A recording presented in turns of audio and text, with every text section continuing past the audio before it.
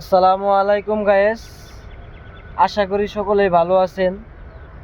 আসলে আপনাদেরকে আমি দেখাইবো একটি লেবু গাছ।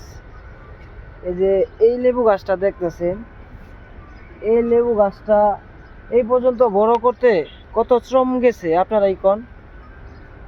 আর আল্লাহ তাআলার কাছে শুকরিয়া তাও জানাই আলহামদুলিল্লাহ। এই লেবু গাছ একটা লেবু নাই, এত বড় লেবু গাছ।